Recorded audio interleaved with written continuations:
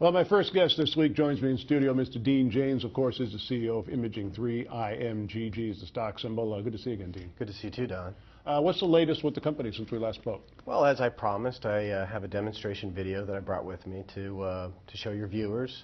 I want to preface this is a proof of concept demonstration. It's for demonstration use only. It's not for marketing or anything like that. You know, the FDA has not cleared our device for marketing or for diagnostic use. But I'm proud to bring this demonstration video so my viewers can see 3D real time. Okay, let's roll a piece of that right now. And while we're rolling that, why don't you tell us what we're looking at? Well, what you're seeing right now is the gantries acquiring images. You can see the 2D window there. I just opened up the 3D engine, and right now it just updates the 3D construct every second, and it's continuing to update. As we've said in the past, we can do 3D real-time imaging. We're streaming the video through and getting a new 3D construct every second. It's being displayed here, and we'll pan over from one side or another. We wanted to make sure that we got the full prototype being displayed in one frame. So if this was a real hand, if a person's hand, obviously you can't use a person's hand right now, but if you were using a real person's hand, this is the kind of images that we'd be seeing, complete bone structure. It's almost like it's in, well, it is in 3D.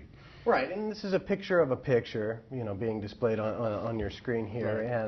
And this is a hand phantom that we use. Now I'm manipulating the 3D construct in different axes. I'm off frame here, just manipulating the image here, trying to move it slowly. It can move really fast. You can move it in multiple axes, as we're still acquiring, and it's doing this all in 3D real time. As we're generating images, we can move it, slice through, fly through, do whatever manipulation we want. From a physician standpoint, you'd want to be able to manipulate the image. Again, we've pared down a lot of the software. This isn't the actual software that we would use for the device. We're showing you test software that we use for gantry control and for acquisition and for 3D development. And I think they're zooming in here, showing you the hand as it's rotating on different axes. It's well, this would be an extremely useful tool, I would think, for physicians. I mean, he's basically looking at this in 3D. He can determine if there's a fracture or a break or whatever whatever it is he or she is looking for in that image. Absolutely. It's giving you the ability to see in 3 dimensions in real time. You're constantly being updated. The 3D construct is being regenerated every second. Every second. Video streaming in. It's creating a new image every second. And this 3D window here is a pared down, lower resolution of what we would normally offer. As soon as we get some traction with the FDA, then we can show the product in use. Well, one of the things I found amazing was all the electronics that are in the tube that are going around in that circle, because we've not seen those electronics. Have been hidden by, I guess, the casing and that kind of thing. And there's actually quite a bit to this device. Well, absolutely, and that's our development prototype. It's made to be sloppy and ugly, and it's meant to be blown up as many times as possible, so we can test the device, and perfect it. And again, the software that we're displaying there is development stuff. It's not the final product. Now, of course, a lot of people that are following the company and have been following it for a couple of years are very interested in the various steps involved towards FDA approval, FDA submission. Is there any update on that? Well, we're still, in phase 1. We're getting ready to meet with the FDA. It's taking some time because we want to perfect, our package, and then we're going to present the package in its entirety, and as well as developing the protocols for the image review.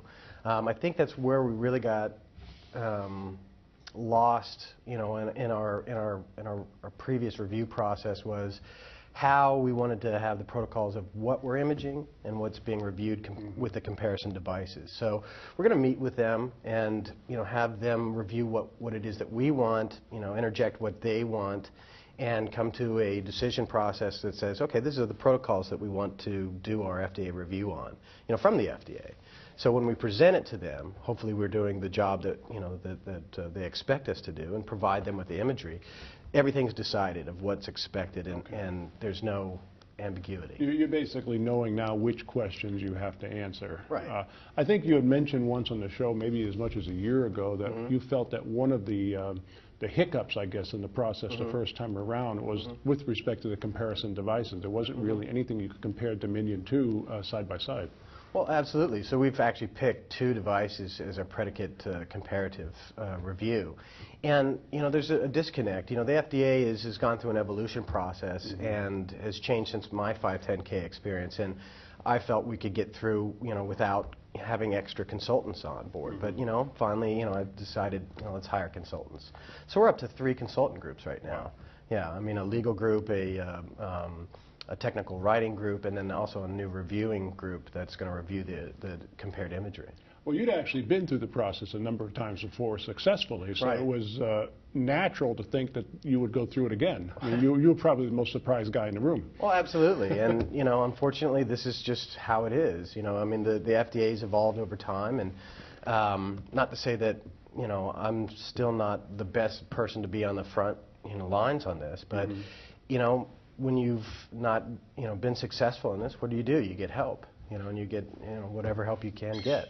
If people want to see the video again, you're going to post it online for them? Well, we'll post the video of this interview Okay. on our website, Okay, so people great. can see that as well. But I want viewers to view your program. Okay, well, super. I appreciate that. Once again, Imaging 3 IMGG is a stock symbol. Dean, thanks for the video. It was really interesting. No problem. I'd like to come by from time to time and maybe do some more videos for you. Absolutely. We'd love to have it. Great. Thanks. Take care.